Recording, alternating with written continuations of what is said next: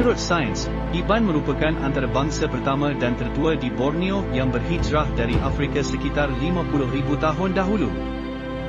Namun begitu, berdasarkan tradisi lisan yang diturunkan turun-temurun mempercayai kaum Iban berasal dari Pulau Borneo sendiri yang diciptakan Tuhan Purbaraja Entara di Sungai Batang Lupar wilayah Sarawak. Menurut mitologi kuno, di awal penciptaan dunia, bahawa Tuhan Purba yang digelar Raja Gantara telah mencipta Sungai Batang Lupar yang terletak di wilayah Sarawak, yang mengalirkan air pertama kali di bumi. Istilah Iban adalah istilah yang berasal dari bahasa Iban kuno yang bermaksud manusia dan juga merujuk kepada orang, untuk membezakan bangsa manusia dengan makhluk roh dan para dewa. Terdapat beberapa versi tentang penciptaan Iban yang dipertuturkan turun-temurun.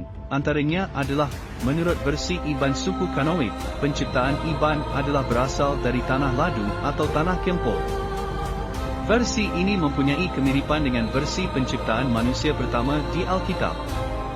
Manakala, menurut buku yang bertajuk The Iban and the Religion, yang ditulis Eric Jensen tahun 1933, terdapat beberapa versi penciptaan Iban. Antaranya adalah, Iban dikatakan diciptakan dari buluh au. Terdapat juga versi lain yang mempercayai Iban pertama kali diciptakan hasil teriakan firman Tuhan Purba, Raja Gantara yang dibuat dari pangkal pokok pisang bangkit dan ditutupi dengan sehelai kain puak tumbuh. Ada juga tradisi lisan yang mempercayai Iban adalah berasal dari penempatan legenda yang bernama Batang Mandai hidup di Hulu Kapuas.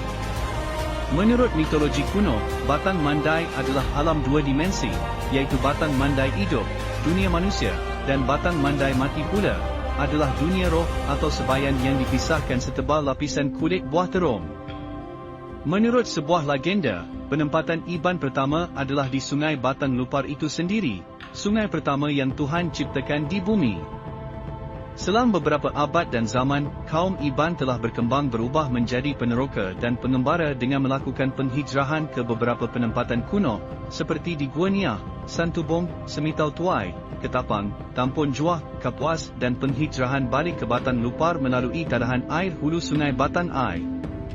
Menurut beberapa tradisi lisan juga, Tampon Juah diduga penempatan legenda masyarakat Iban yang keenam yang dipercayai tempat peradaban Iban berkembang sekitar 2000 tahun yang lalu, sebelum menetap di penempatan yang ketujuh, atau tembawai ketujuh, iaitu lembangan Sungai Kapuas. Menurut rekod hasil kajian mtDNA yang dilakukan oleh Simonson 2011 pula membuktikan bahawa Iban tergolong di dalam haplogroup M, iaitu haplogroup yang dikaitkan dengan migrasi zaman purba dari Afrika yang mendiami penempatan kuno di Gua Niah, Sarawak.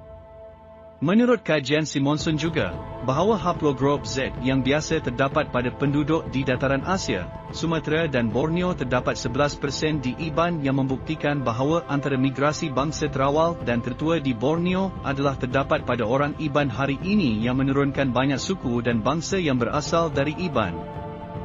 Selain itu, menurut kajian yang dilakukan oleh Daring Kuno, pakar paleontologi dari University of Wales, Australia 2016 mendapati bahawa tengkorak purba di Gua Niah, Sarawak yang berusia 40,000 tahun dicadangkan dari orang asal Borneo sendiri hasil kajian dengan wanita Iban. Bukti kependudukan Iban di Gua Niah zaman purba juga dibuktikan dengan beberapa peradaban kuno seperti warisan tulisan bergambar yang mirip dengan bentuk tulisan Iban, penemuan tembikar tanah yang sama dengan tembikar tanah Iban serta penemuan warisan budaya lain seperti budaya sabung ayam di dalam ritual pengebumian yang sama dengan budaya Iban. Di samping itu, keranda kayu yang dijumpai di Gua Niah juga mempunyai persamaan dengan adat pengebumian keranda kayu Iban. Ini membuktikan bahawa, walaupun dari mana Iban berasal, yang pasti Iban merupakan antara bangsa tertua yang telah membangun peradaban awal di Pulau Borneo.